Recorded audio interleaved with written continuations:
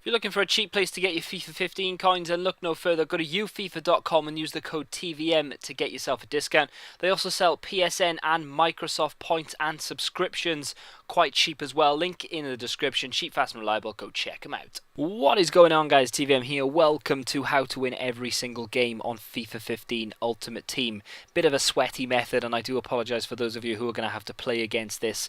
But let's be honest with each other. I'm not KSI. This isn't going to get millions of views. You're not going to come up against that many. This is just trying to help the person who isn't necessarily that good at FIFA or just wants to get to Division 1 as fast as possible or beat their friends, because this is perfect. The ingredients then: 5-2-2-1 formation. First off, your goalkeeper can be whoever it wants. Just make sure it's gold. 3 centre-backs, I would say, have to have over 72 pace at least. Anything more than that is great. The left wing back and the right wing back have to have over 80 pace. The 2 central midfield players, doesn't matter at all, you can have whoever you want. Left wing and right wing have to have over 86 to 87 pace at least. Doesn't matter about anything else. Ball control is good but not necessary, and the striker has to have good physical stats as well as good pace. Anything over 85 pace with good physical stats is what you need. Now, if you come up against teams like this, you're going to be thinking to yourself, shit, we've got Hazard, Aguero, Sanchez, yeah, this team is solid, it's got pace, it's got skills, it's got finishing power. You're going to be in a lot of trouble.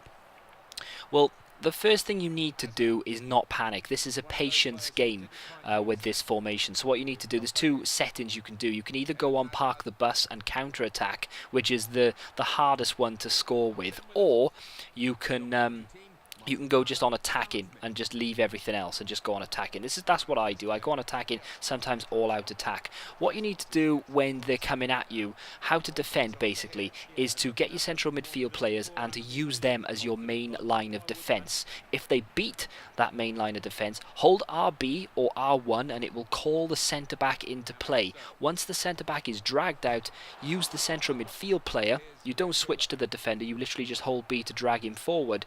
You then use the central midfield player to plug the gap that defender just came from, if that makes sense. You never want to leave a gap, you never want to commit a defender.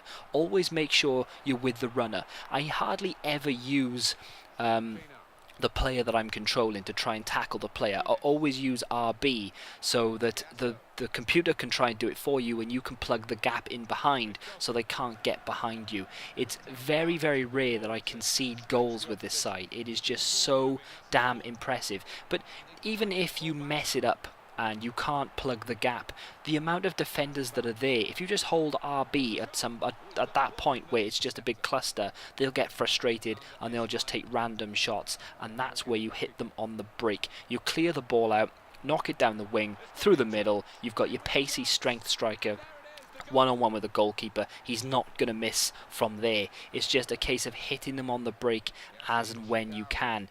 Here, look, you get it into the middle, knock it through, out wide, right into the box, and then just dink it across, and it is a goal every single time. This could be classed as a sweaty method, and technically I suppose it is, but if you, like I said before, if you are in it to win it, then this is definitely the method for you. You don't necessarily have to have expensive players to do this. You can use really cheap, sweaty players, or you can go as expensive as you like. You don't need to use this method to score goals either. You can, with the 5-2-2-1, sometimes you like to mix it up. You can use skillful players. You don't need to just break and score. You can actually play through the middle of the park with this team because the wing backs come up and it does act like a 3-4-3 in some way at some point during the game, especially if you've got the right team pressing and things. But for the most part, if you just break on them, the pace in the team is so good, and they've committed so many men forward trying to attack you because